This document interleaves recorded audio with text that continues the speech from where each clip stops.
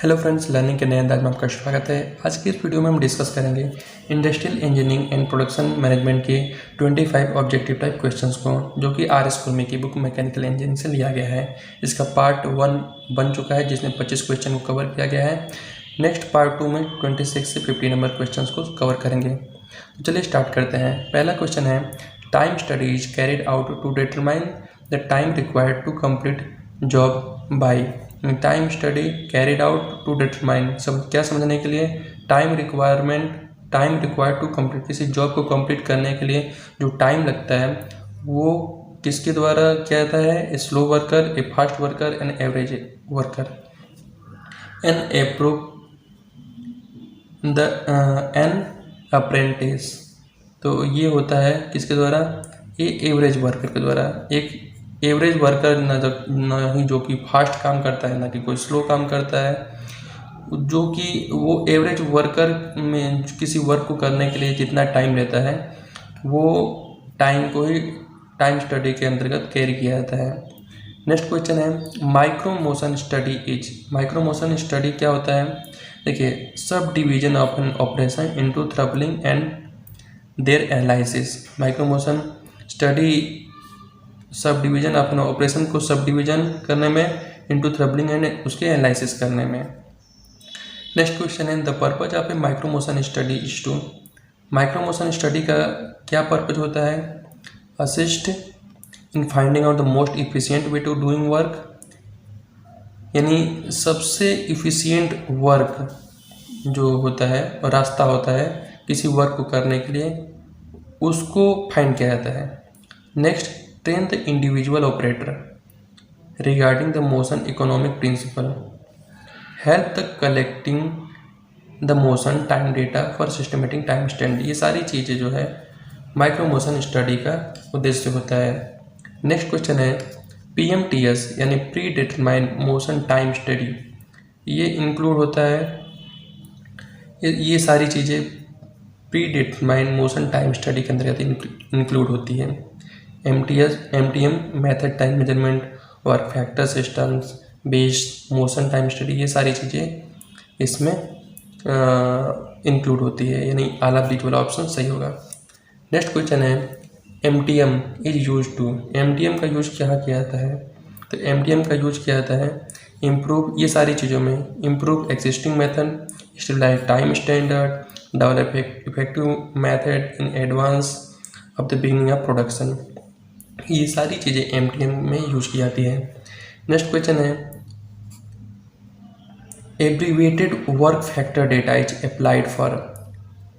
तो abbreviated work factor का जो डेटा है वो अप्लाई किया जाता है, किसके लिए किया जाता है, material handling operation, packing and shipping operation, maintenance operation, ये तीनों चीज़ों में ये जो डेटा है, फैक्टर डेटा इस्तेमाल किया जाता है, अप्लाई किया जाता है। तो ऑल ऑफ दीज ऑप्शन सही होगा। Sampling method is to determine standard time profitable for long cycle operation, correct, बिल्कुल सही है। नेक्स्ट है, break even analysis consist of. Break even analysis fixed expenses, variable expenses, sales revenue. तो ये सारी चीज़ों के लिए सिंबल के बना होता है, यानी ब्रेक इवन एनालिसिस बराबर फिक्स्ड जो कॉस्ट होता है plus fixed cost, variable cost, sales revenue, ये सारी चीज़ों से मिलकर बना होता है break even analysis. Break even point is the point where. Break even point वो पॉइंट होता है जिसमें फिक्स्ड कास्ट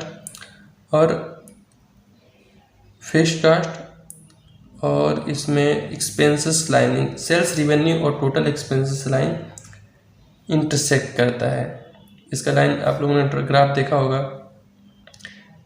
इस पॉइंट पे, जिस पॉइंट पे बिल्कुल ये मिलता है सेल्स रेवेन्यू और टोटल एक्सपेंसेस लाइन इंटरसेक्ट करता है, ब्रेक इवन पॉइंट कहलाता है। नेक्स्ट क्वेश्चन है, in break even analysis total cost consist of. देखिए, टोटल कास्ट मतलब फिक्स्ड कास्ट और वेरिएबल कास्ट दोनों को मिला दिया जाता है, वो होता है आपका ब्रेक इवन एनालिसिस का total cost. A company spend considerable amount on publicity to promote sales. तो expenditure in the break even analysis in so below as, तो वो क्या कहलाता है, वेरिएबल कास्ट। वो सब वेरिएबल कास्ट में आता है, जैसे एडवर्टाइजमेंट वगैरह में जो पैसा लगता है वो सब वेरिएबल कॉस्ट के अंतर्गत आता है। तो यहाँ पे लाइन की बात की जाए तो वेरिएबल कॉस्ट लाइन बोलेंगे इसको। At break even point, break even point पे क्या होता है, total cost is equal to sales revenue. Break even analysis represent the relationship between cost and volume. Break even analysis क्या रिप्रेजेंट करता है, relationship between cost and volume. बिल्कुल सही है, ट्रू है।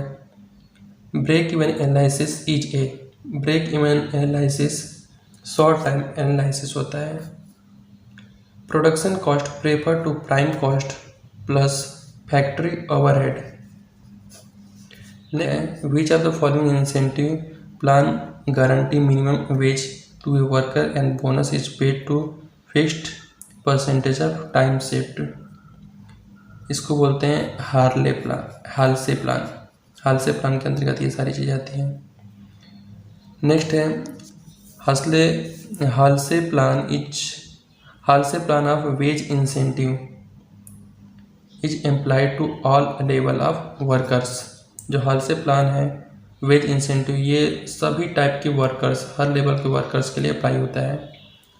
If R is the base rate guaranteed per hour and standard time for the job and T is the actual time and according to Halsey 50-50 plan which the job will be. तो देखिए इसका formula होता है T R plus S minus T upon 2 into R. तो 46 का B number question, B number का जो option ये सही होगा। नेक्स्ट क्वेश्चन है in A previous question wages for the job according to Rowan plan will be. तो इसका होगा formula T R plus S minus T upon S into R. Next question है according to Rowan plan of wage incentive system bonus is paid to a worker. Bonus paid किया जाता है workers को किसके according, on the percentage of time worked.